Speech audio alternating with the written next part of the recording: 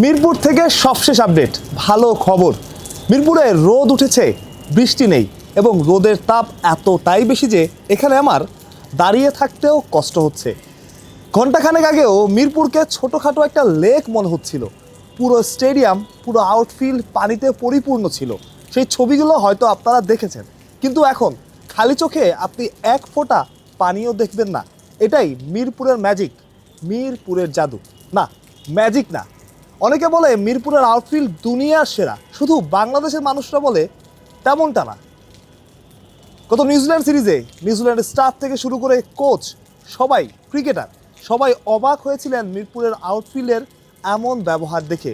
অর্থাৎ বৃষ্টি শেষ হওয়ার, বৃষ্টির তীব্রতা যতটাই থাকুক না কেন, মুষলধারে বৃষ্টির পর মিনিট 30 সময় লাগে মিরপুরকে রেডি করতে, যেটা এক কথায় অবাক করার মতো। শ্রীলঙ্কায় গিয়েছি কয়েকবার, সেখানকার আউটফিল্ড দেখেছি। গল হোক, কলম্বো হোক, এরকম বৃষ্টি হলে আজকে তো খেলা করানো সম্ভবই না, আগামীকাল খেলা হতো কি না সেটা নিয়েও শঙ্কা থাকতো। একই অবস্থা অন্য দেশের আউটফিল্ডগুলোর বেলায়ও।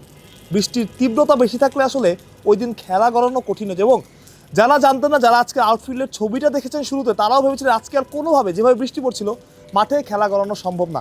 তবে সবশেষ আপডেট যেটা, 3:30টার সময় সিদ্ধান্ত নেওয়া হবে, আম্পায়াররা সিদ্ধান্ত নেবেন মাঠে নেমে যে কখন খেলাটা শুরু করা যায়। তবে আপাতত খবর 4টা নাগাদ খেলাটা শুরু হতে পারে, অর্থাৎ 3:30টার পরে 3:45 বা 4টা নাগাদ খেলাটা হয়তো শুরু হবে। কালকেও বৃষ্টি হয়েছিল এবং কালকেও যে ইনসেপশন টাইম ছিল তার 15 মিনিট পরেই আসলে খেলাটা শুরু হয়।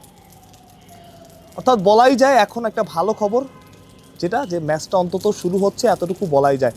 বাংলাদেশ দল এই টেস্টে এগিয়েছিল। এখন বাংলাদেশ দলের ব্যাটিং অ্যাপ্রোচ কেমন হবে সবচাইতে বড় কথা। বাংলাদেশ দল কি জয়ের জন্য খেলবে, না সেফ ক্রিকেট খেলবে ড্রয়ের জন্য? ড্র করাটা বাংলাদেশ দলের জন্য এখন সহজ, খুব সহজ। কিন্তু বাংলাদেশে আসলে পজিটিভ ক্রিকেট খেলা উচিত। এই টেস্টে এখন পর্যন্ত, বৃষ্টির আগ পর্যন্ত বাংলাদেশ দল এগিয়েছিল। মুমিনুল হক উইকেটে সেট হয়েছেন, নাজমুল হোসেন শান্ত তিনি উইকেটে সেট ছিলেন। পাকিস্তান দল কিছু ভুল করেছে, কিন্তু দিন শেষে বাংলাদেশ এখন 120 রানের লিডে আছে।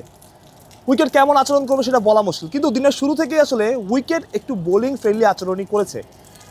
সেখানে দারুণ ব্যাটিং করেছেন মমিনুল শান্ত।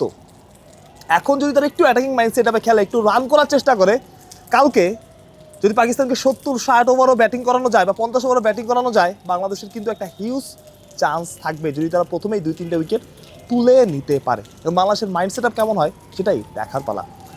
বাহ, প্রত্যয় বিডি কুইক টাইম।